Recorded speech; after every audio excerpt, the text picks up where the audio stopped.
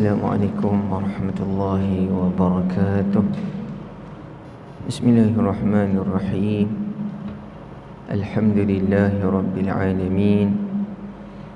Wassalatu wassalamu ala sayyidina Muhammad wa ala alihi wa sahbihi ajma'in. Qala rabbi shrah li sadri wa yassir li amri wahlul 'uqdatam min lisani yafqahu qawli. Allahumma arina al-haqqa haqqan warzuqna ittiba'ah wa arina al-batila batilan warzuqna ijtinabah. Allahumma faqihna fid din وعلمنا التأويل وافتح علينا فتوح العارفين واجعل أعمالنا خالصة لوجهك الكريم. سبحانك لا علم لنا إلا ما علمتنا إنك أنت العليم الحكيم ولا حول ولا قوة إلا بالله العلي العظيم. ثم أما بعد. Alhamdulillah, syukur dan puji kita panjat ke hadrat Allah Subhanahu wa ta'ala kerana dengan limpah kurnianya dapat sama-sama kita hadir ke rumah Allah Subhanahu wa ta'ala pada malam ini. Dapat sama-sama kita meneruskan amal ibadah kita secara berjemaah salat fardu maghrib, dan juga sama-sama kita dapat beriktikaf di dalam masjid, serta sama-sama kita dapat berada di majalis ilm ataupun majlis ilmu yang diumpamakan oleh baginda Nabi sallallahu alaihi wasallam sebagai salah satu taman daripada taman-taman syurga. InsyaAllah pada malam ini kita akan menyambung tahsin tilawah Al-Quran kita, yang mana kita akan baca pada hari ini pada halaman yang ke-517. Halaman 517 daripada surah Al-Hujurat. Surah Al-Hujurat bermula daripada ayat yang ke-12, yang mana berada pada juzuk yang ke-26. Sekali lagi kita sambung pada halaman yang ke-517 daripada surah Al-Hujurat yang berada pada juzuk yang ke-26, bermula daripada ayat yang ke-12.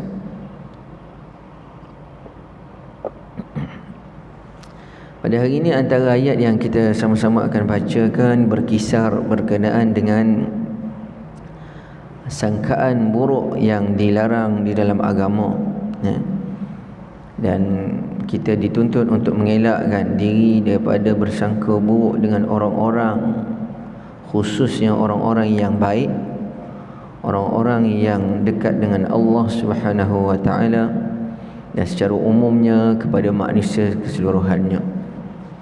Adapun berhati-hati itu suatu perkara yang lain, sangka buruk perkara yang ditegah.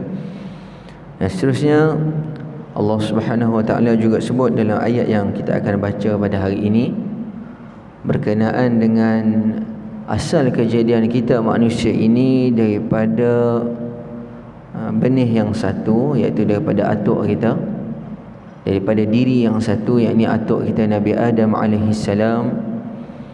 Dan oleh kerana itu kita tidak dibenarkan berbangga-bangga kerana semata-mata nasab keturunan kita, semata-mata kerana kita ini kulit putih sebagai contoh, semata-mata kerana kita ini cantik sebagai contoh, semata-mata kerana kita ini kaya sebagai contoh.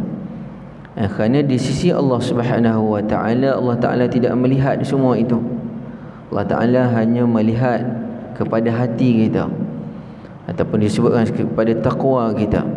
Itu menunjukkan keadilan Allah Subhanahu wa ta'ala. Kerana ada orang yang diciptakan rupa dia tidak berapa cantik, tidak berapa handsome. Kalaulah kerana handsome itu dinilai mulia ataupun tidak, nescaya tidak adil Allah Subhanahu wa ta'ala. Adapun di sisi Allah, Allah Ta'ala tidak melihat perkara tersebut. Yang Allah Ta'ala lihat adalah taqwa, yang mana kita boleh usahakan untuk mendapat taqwa tersebut. Dan Allah Subhanahu Wa Taala sebut dalam ayat yang kita akan baca nanti, inna akramakum, sesungguhnya semulia-mulia di kalangan kamu, indallah, di sisi Allah, atqakum, orang yang paling bertakwa. Dan seterusnya Allah Subhanahu Wa Taala juga sebut kepada kita berkenaan dengan iman ini bukanlah semata-mata dengan disebut dengan mulut, diucapkan dengan lidah.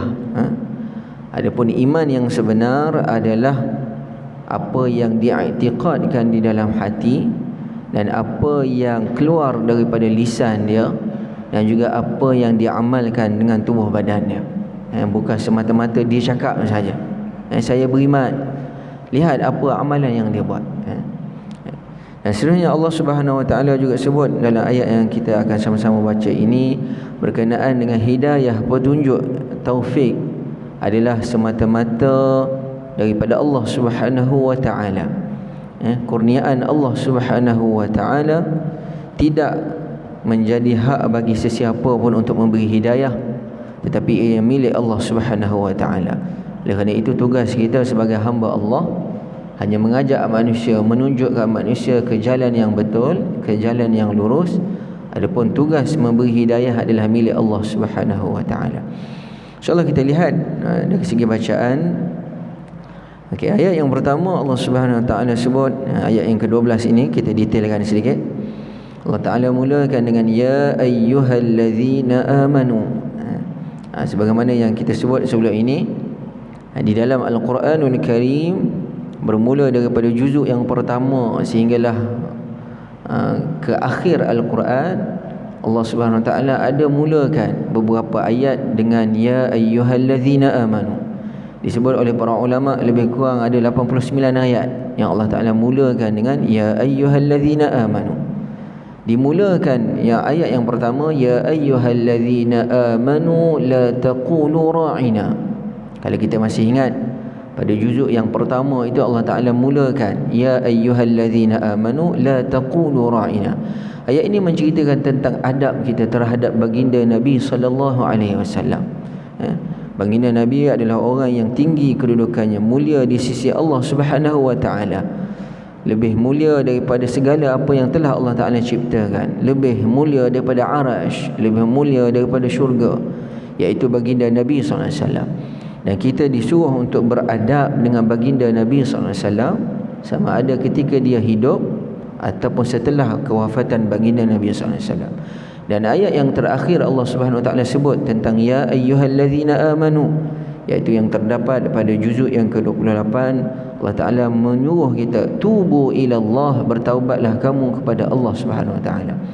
Ini di tengah-tengah di antara dua ayat tersebut Allah Ta'ala menyuruh ya ayyuhallazina amanu dengan suruhan, arahan dan sebagainya.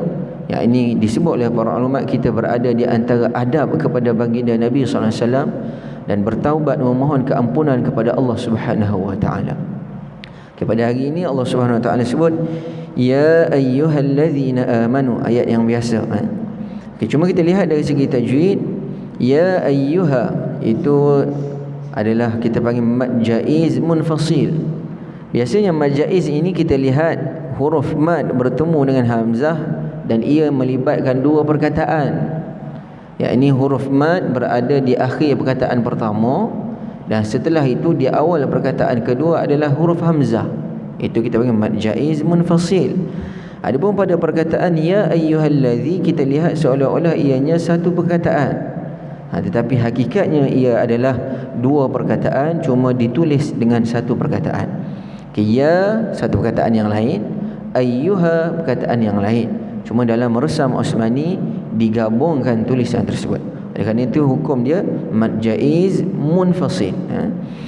Ya ayyuhallazi, ambil perhatian pada huruf za. Huruf za ini orang Melayu kita tak biasa, iaitu huruf yang keluar daripada hujung lidah kita, kita sentuh kepada gigi hadapan kita, keluar sedikit, dan tiga huruf yang keluar daripada tempat yang sama, iaitu kita sebut za, tha dan dha. Ketiga-tiga huruf ini keluar daripada tempat itu. Dan kita kena ambil perhatian pada huruf za, kerana ramai di kalangan khususnya orang Melayu kita, bila sebut za dia sebut dengan zai. Ya ayyuhallazi, itu tak betul. Tambahan lagi, huruf za ini terdapat di dalam surah Al-Fatihah. Jadi lebihlah kita kena ambil cakna, ambil peduli dan buatkan latihan supaya sebutan kita itu betul. Ya ayyuhallazina amanu, zi mad asli, na'a mad badal. Mad badal bacaan kita 2 harakat. Bacaan lain antaranya Warsh An-Nafi', kita sebutlah sebagai pengetahuan kita, antara bacaan yang dia baca adalah dengan 6 harakat pada seluruh mad badal. Dia boleh baca 2, 4 ataupun 6, salah satunya 6. Amanu. Jadi bacaan Warsh An-Nafi' ini perlu kepada nafas yang panjang. Okey, ya ayyuhallazina amanu, sepatutnya kita panjang nu tu kerana ada waw. Tetapi jika selepas waw itu adanya kita panggil huruf yang mati, kita terus lompat pada huruf yang mati tanpa kita panjangkan waw tersebut. Jadi ada setengah orang dia baca amanuj, manuj. Kita kata kenapa bunyi macam lanjut sikit, panjang sikit kat situ? Dia kata tu ada waw ustaz. Tak, waw itu tidak dibaca. Kita terus loncat kepada huruf yang mati, yakni jim tersebut. Amanuj, amanuj.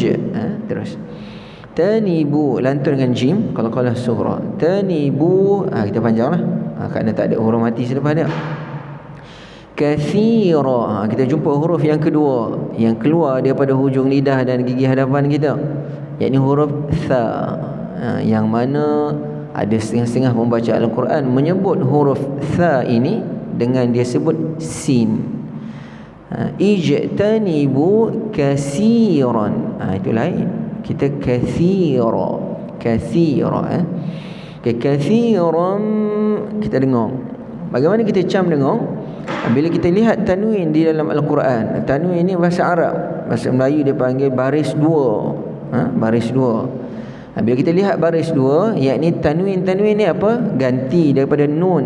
Jadi kita kena ingatlah, ni hukum nun mati dan tanwin. Tanwin itu gantian daripada nun. Oleh kerana itu bila kita sebut tanwin, bunyinya nun. Kathira kalau satu baris, kalau 2 baris kathiran ada nun. Jadi bila tanwin bertemu dengan mim, kita terus dengungannya. Antara tanda untuk kita cam adalah baris 2 di dalam Al-Quran menurut Resam Osmani ditulis dengan 2 cara.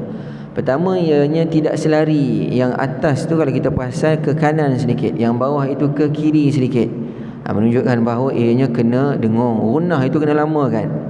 Kalau ianya selari, atas dan bawah sama kedudukannya, tidak perlu kita lamakan gunnah tersebut dan istilahkan sebagai izhar. Kita jelaskan tanwin, pindah terus.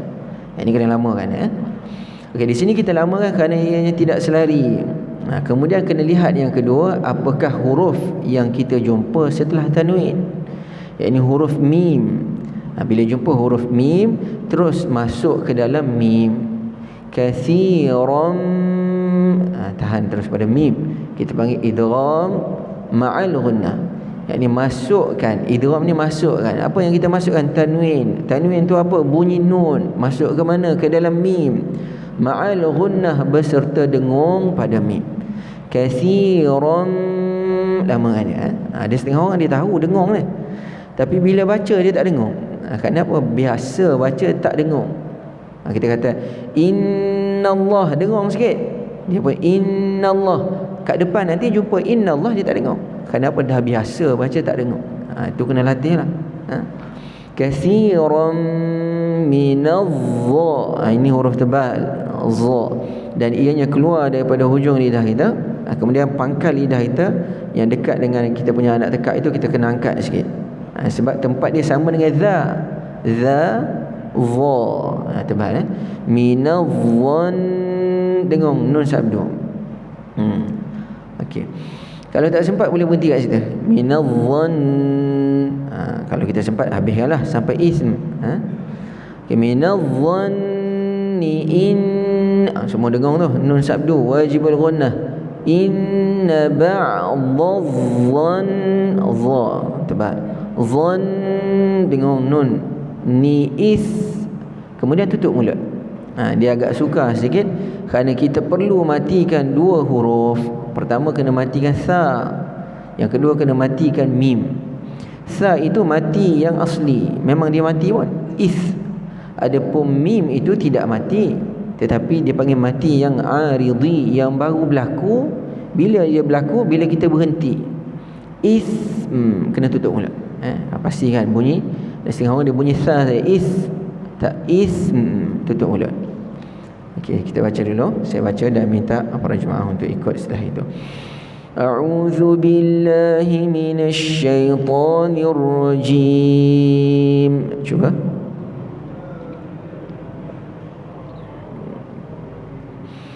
Bismillahirrahmanirrahim.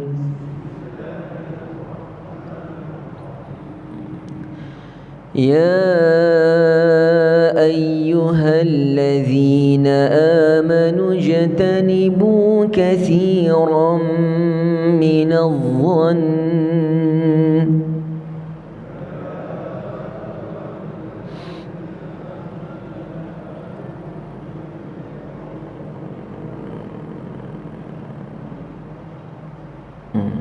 Kalau kita nafas panjang, habiskanlah, kita berhentilah. Inna ba'dadh-dhanni ism.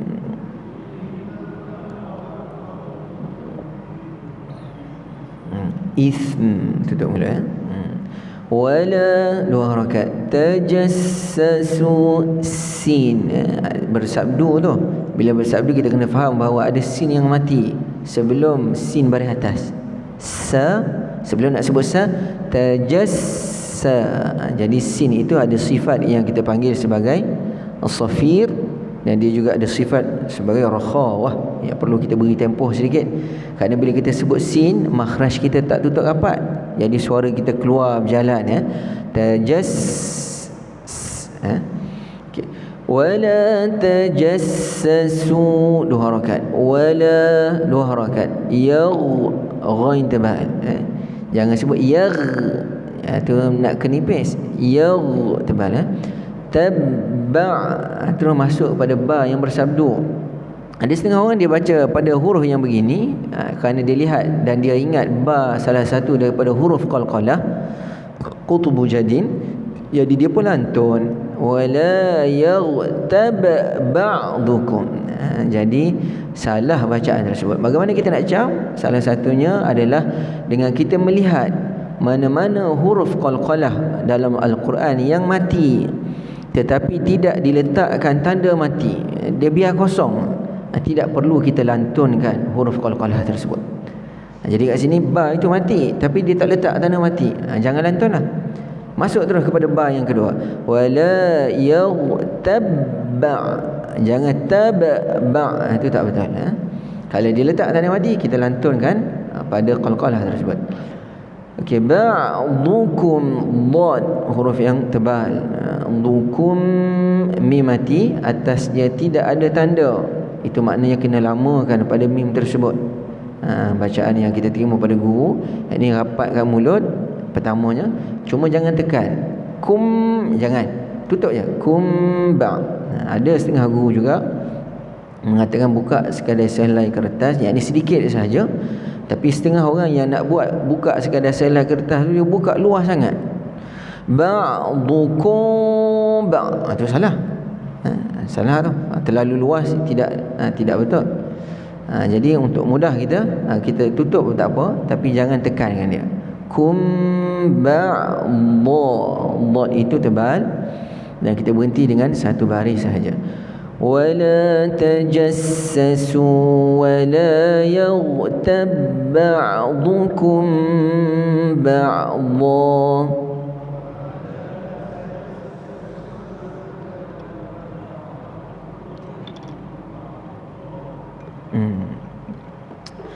Ayuhib ha. Ini juga kena ambil perhatian. Huruf ha.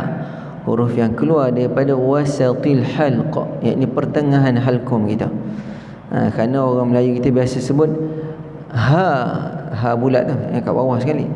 Adapun setengah orang tak biasa sebut. Tambahan lagi kerana ianya banyak terdapat dalam Al-Fatihah. Kenapa? Al-Fatihah ni merupakan rukun solat. Jadi bacaan antara rukun solat, dia adalah surah Al-Fatihah yang perlu ataupun wajib dibaca dengan betul. Yakni setiap huruf mesti keluar daripada tempat dia, dan juga mesti dijagakan hak dia.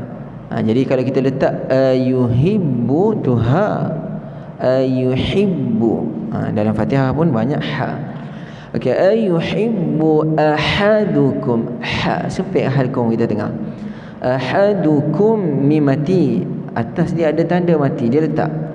Tadi kita jumpa ba'dukum mimati, atas dia tak ada tanda mati, tak payah. Itu kita lamakan dia. Ada tanda mati, tak payah lamakan dia. Mati kan, izharkan dia, pindah terus. Ahadukum okey. Dengung pada nun. Kenapa? Kita lihat nun yang mati dan atas dia biarkan kosong, tak ada letak tanda mati. Satu jenis lagi nun mati, dia akan letak tanda mati atas dia. Itu kita tak payah lama. Yang ni tak ada tanda mati, lamakan dia. Yang kedua, lihat huruf apa yang dia jumpa. Huruf ya. Jadi kita terus masuk dalam ya. Idgham ma'al gunnah. Yani idgham, masukkan apa yang kita masukkan, nun ke mana? Dalam ya. Ma'al gunnah, beserta dengung pada ya. Ayya, bahagian tengah lidah kita angkat ke langit. Itu untuk huruf ya.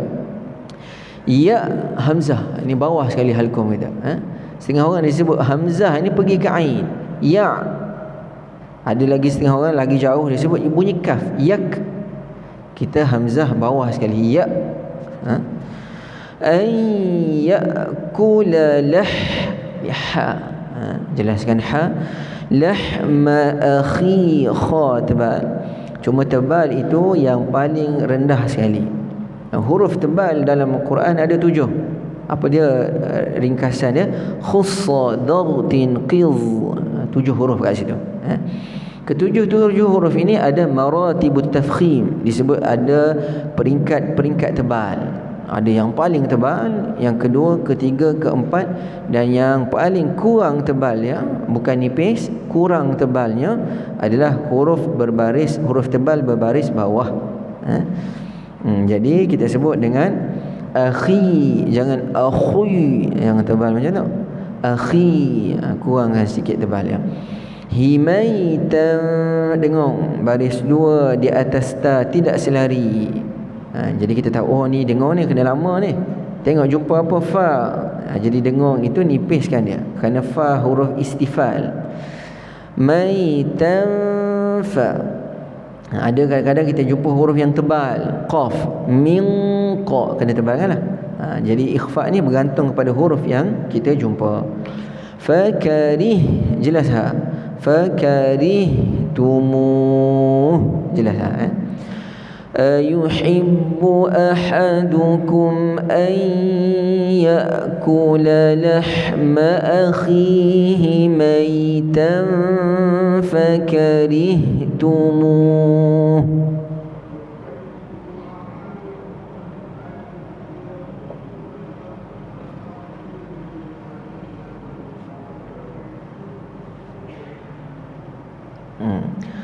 Wattaqullah, jelaskan ha semula.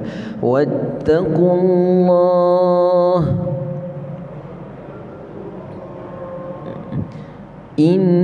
Dengung nun sabdu wajibul ghunnah. Nallah, na nipis, Allah tebal. Nallah. Yang salah innallah, no disebut na. Innallah tebal, panjang 2 harakat. Hatawa 2 harakat. Bur, baris 2, bentuknya dua-dua macam waw. Biasanya kita dengung kecuali jumpa lam dengan ra, idgham bila gunnah. Burrahim, jangan lama pada ra. Setengah orang dia baca burrahim, lama sangat. Masuk ya. Burrahim, ha sempitkan mulut halqum kita, tengah halqum. Innallaha tawwabur Rahim.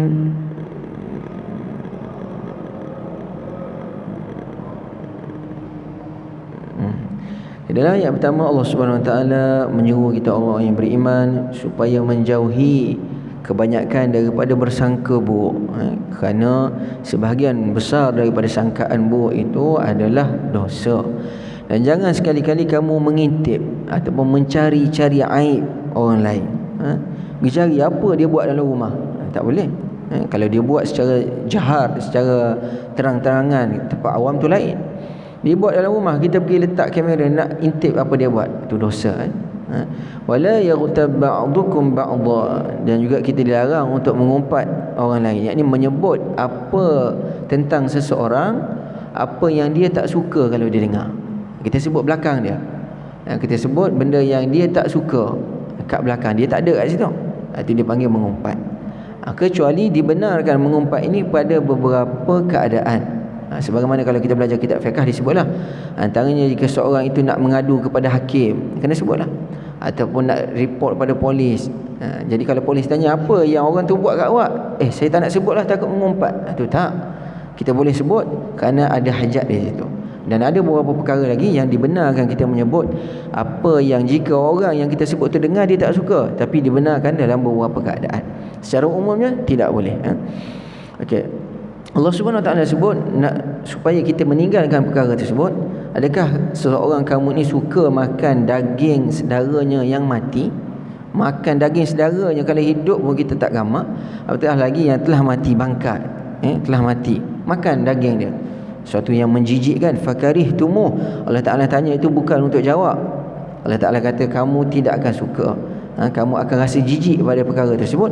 Begitulah kamu kena jauhi mengumpat orang yang saudara kamu, kawan kamu dan sebagainya.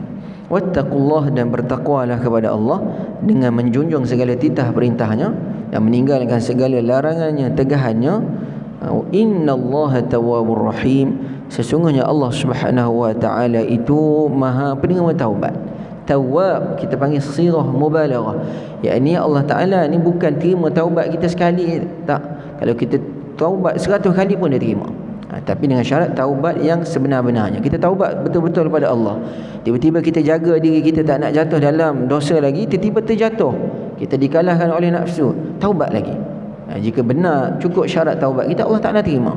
Oleh kerana tersebut tawwab, dia banyak menerima taubat, kerana dia tahu kita hamba dia adalah banyak buat silap. Dan Allah SWT tidak lihat kepada banyak kita buat silap tu, dia nak lihat kita balik tak kepada dia. Rahim, dan dia Maha pengasih penyayang kepada hamba-hambanya. Ayat yang seterusnya kita terus bacalah, kerana masa pun tidak mengizinkan. Ya ayyuhan nasu inna khalaqnakum min dzakarin wa untha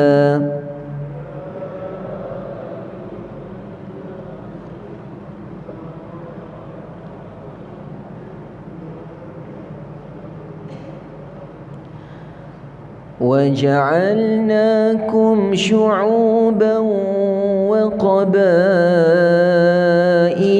لِتَعَارَفُوا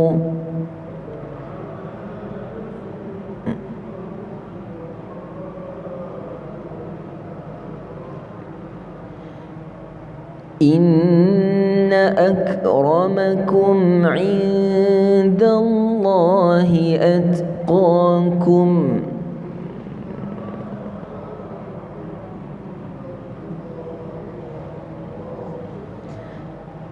Innallaha alimun khabir.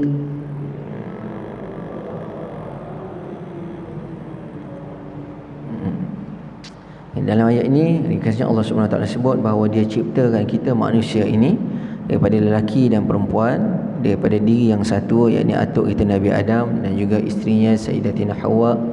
Dan Allah SWT jadikan kita ini berbangsa-bangsa, bersuku puak, lita'arafu, untuk kita saling kenal mengenali antara satu sama lain, beramah mesra, bukan untuk kita saling bangga-membangga, merendahkan di antara satu dengan yang lain. Oleh kerana itu Allah Ta'ala sebut inna akramakum, sesungguhnya orang yang paling mulia dari kalangan kamu indallah, di sisi Allah, atqakum, adalah orang yang paling banyak takwanya atau paling bertakwa. Innallah, sesungguhnya Allah Ta'ala alim, maha mengetahui setiap apa yang kamu lakukan.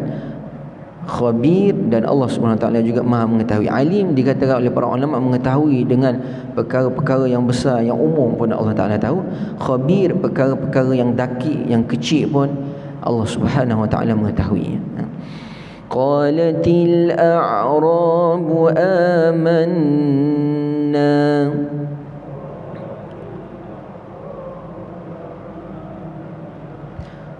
قل لم تؤمنوا ولكن قولوا أسلمنا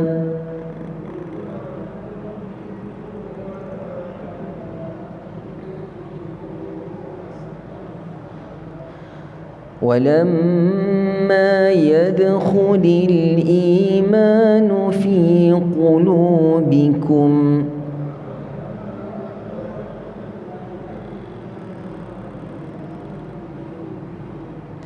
وَإِن تُطِيعُوا اللَّهَ وَرَسُولَهُ لَا يَلِتْكُم مِّنْ أَعْمَالِكُمْ شَيْئًا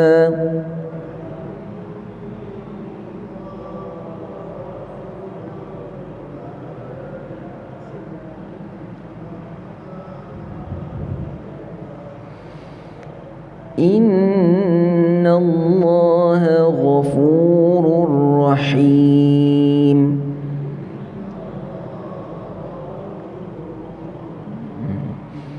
Allah Ta'ala menyatakan bahawa iman ini bukan sekadar kita nyatakan saya beriman, tak.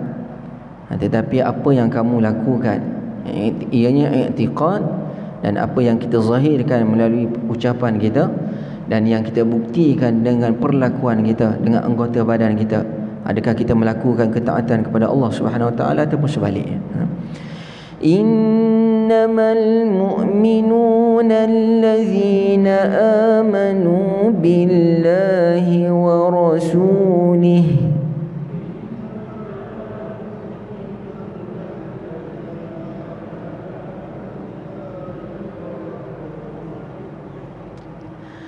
ثم لم يرتابوا وجاهدوا بأموالهم وأنفسهم في سبيل الله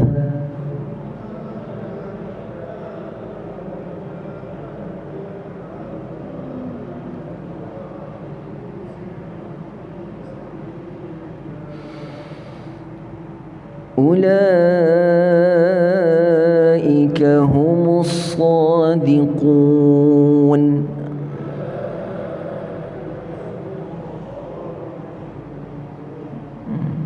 Orang yang sebenar-benar beriman bukan hanya ucap dengan mulut saja, tapi adalah orang yang beriman kepada Allah dan Rasul.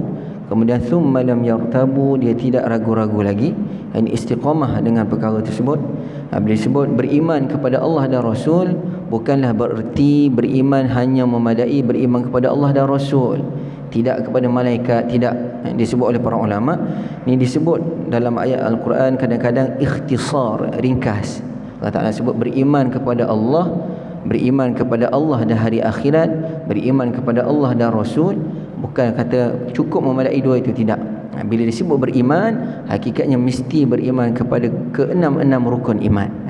Oleh kerana itu Al-Quran ini tidak memadai dengan baca satu ayat keluar, oh boleh beriman kepada Allah sahaja, beriman pada Allah dan hari kiamat, tidak. Sebagaimana ada setengah-setengah orang yang berfahaman liberal, dia tulis kitab di Mesir, dia tulis kitab memadai beriman kepada Allah dan hari kiamat saja. Dia datangkan dalil daripada Quran, kerana ada ayat yang menyebutkan begitu. Dia tidak faham bahawa itu ikhtisar, Allah Ta'ala sebut ringkas, dan bahawa sebenarnya beriman ini mesti merangkumi ke-6 rukun iman. Kerana iman ini jika 6 tolak 1, dia tak jadi 5, dia jadi kosong.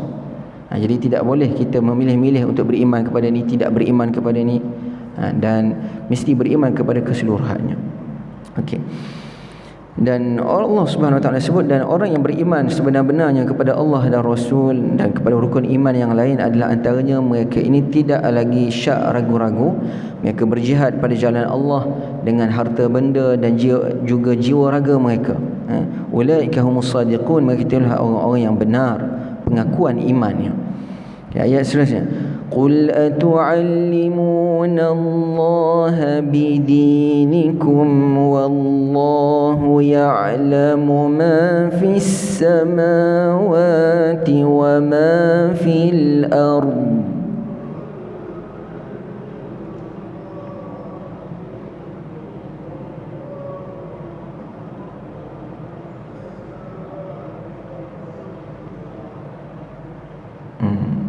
Kalau tak sempat boleh berhenti bidinikum, kita sambunglah. Allah wallahu bikulli syai'in alim.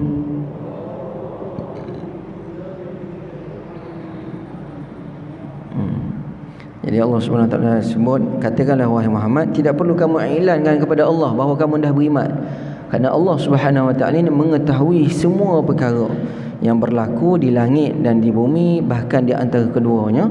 Jadi kalau kamu tak beritahu, Allah Ta'ala tahu. Wallahu bikulli syai'in alim, dan Allah Ta'ala mengetahui setiap sesuatu, yakni tidak ada sesuatu pun yang tersembunyi daripada pengetahuan Allah, dan tidak berhajat kepada kamu beritahu apa yang ada pada kamu, kerana Allah Subhanahu Wa Taala mengetahuinya. Seterusnya, yamunnuna 'alaika an aslamu,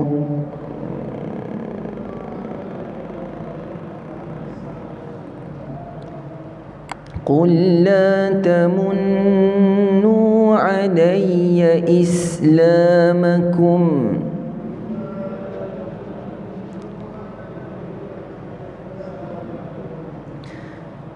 balillahu yamunnu 'alaikum an hadakum lil imani in kuntum sadiqin.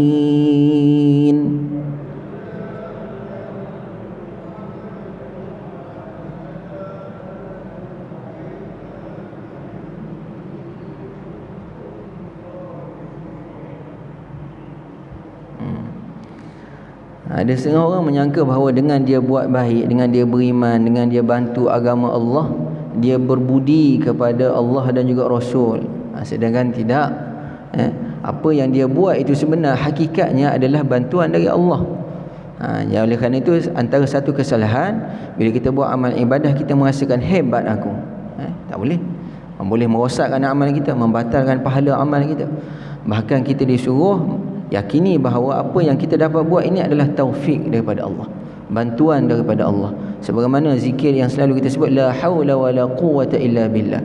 Tidak ada daya untuk kita melakukan ketaatan kepada Allah, tidak ada upaya untuk kita meninggalkan perkara yang dilarang oleh Allah, illa billah, disebut oleh para ulama, illa bi'aunillah, kecuali dengan pertolongan daripada Allah. Jadi kita tak ada apa pun.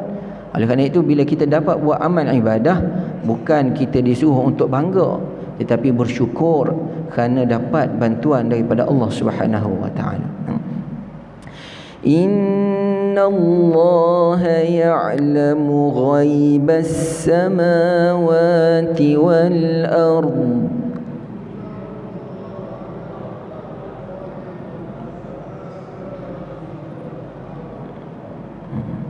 wallahu basirun bima ta'malun.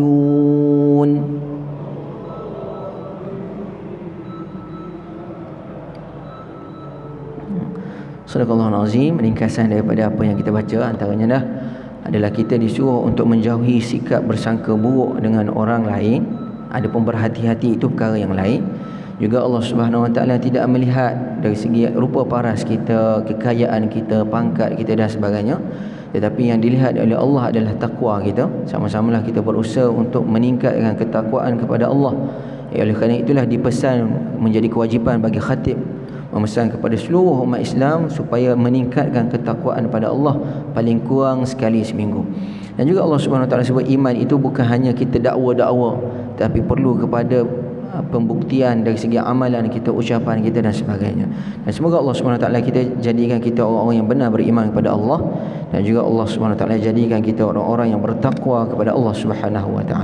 Jadi sama-sama kita tutup dengan tasbih kafarah dan surah Al-Asr. Subhanakallahumma bihamdika asyhadu an la ilaha illa anta astaghfiruka wa atubu ilaik. Bismillahirrahmanirrahim. Al-Asr. Innal insana lafi khusr illa alladhina amanu wa 'amilus salihat wa tawassaw bil haqqi wa tawassaw bis sabr. Assalamualaikum warahmatullahi wabarakatuh.